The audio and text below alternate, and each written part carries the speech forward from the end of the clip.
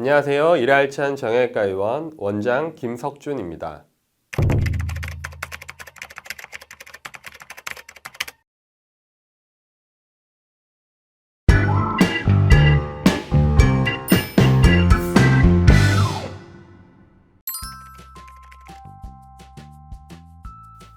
어깨 질환에 따라 다르겠지만 대표적으로 관절 움직임 시 통증 증가, 어깨 결림 등이 있겠습니다. 회전근개 파열의 경우 스스로 팔을 들어올리는 동작에서 힘이 빠질 수 있고, 오십견의 경우 관절 운동의 제한 및 야간통이 심한 편입니다. 석회성 건염의 경우 출산의 고통보다 더한 고통이 아무런 이유 없이 갑작스럽게 찾아오면 한 번쯤 의심해 볼 수 있겠습니다.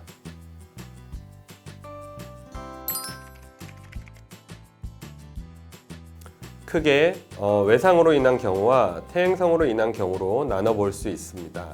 외상은 말 그대로 넘어지거나 강한 외력이 어깨에 작용할 때 힘줄이나 인대 등이 손상되는 경우이고, 퇴행성의 경우는 과사용으로 인한 마모라고 생각하시면 됩니다. 현대인들의 경우 거북목, 라운드 숄더 등이 많은데, 이로 인해 견갑골의 어깨 운동 메커니즘에 영향을 끼쳐서 어깨 통증의 빈도를 증가시키기도 합니다.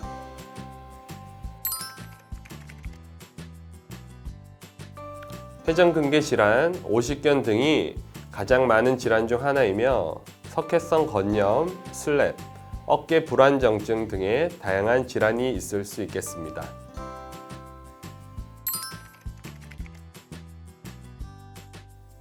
가장 기본적으로는 스트레칭을 할 수 있겠습니다. 반대팔을 이용한 스트레칭 및 수건 및 밴드 등을 이용한 운동 방법입니다.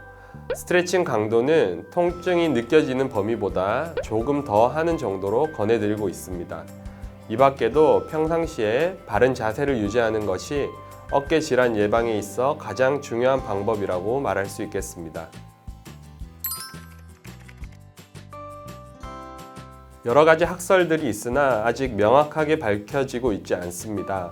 그러나 여러 가지 이유로 인해 관절낭 인대의 불균형적인 긴장 등이 원인 인자로 제시되기도 하며, 갑상선 기능 항진증, 당뇨병, 유방질환 등을 앓고 계신 경우 오십견 빈도가 높다고 보고되고 있으며, 기타 조직의 허혈에 의한 세포의 무산소 대사와 관련이 있다는 주장도 있습니다. 가설이 많다는 것은 아직 정확하게 원인이 밝혀지지 않았다는 뜻이라고 볼 수 있겠습니다.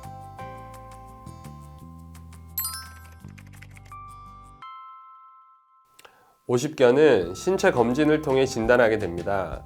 관절 가동 범위가 능동적, 수동적 모두 제한이 보일 때 진단을 할 수 있습니다.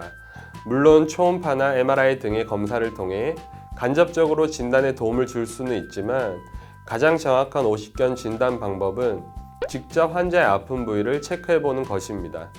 치료로는 물리치료, 주사치료, 도수치료 등의 보존적 치료가 주가 되지만, 간혹 3에서 6개월 이상 호전이 없는 분들의 경우 관절경을 이용한 유리수를 시행하기도 합니다.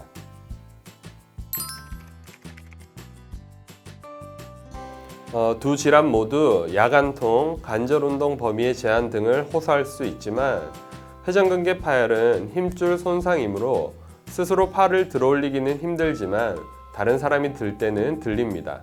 그러나 오십견은 스스로 들 때 또 남이 들어줄 때 모두 관절 운동 범위에 제한이 있다는 특징이 있습니다.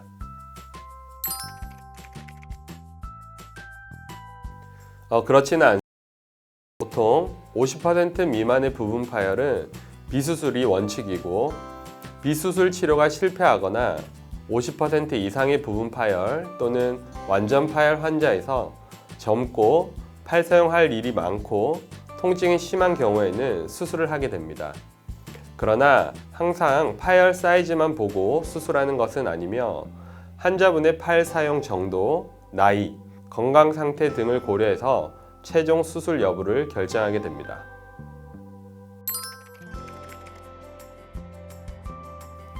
석회성 건염도 회전근개 손상만큼은 아니지만 흔한 질환 중 하나입니다.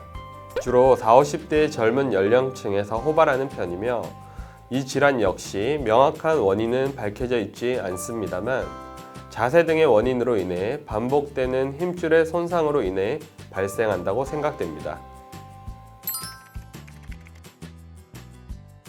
석회성 건염의 경우 엑스레이 및 초음파 검사를 통해 진단이 가능하고 갑작스럽게 극심한 통증이 발생했다고 호소한다면 한 번쯤 의심해 볼 수 있겠습니다. 치료로는 대표적으로 체충격파 치료, 주사 치료, 석회 흡인술 등의 비수술적인 치료를 시행해 볼 수 있겠습니다. 수술적인 치료로 관절경으로 석회 제거술을 시행하기도 하는데 거의 대부분의 경우 비수술로 해결 가능한 질환입니다.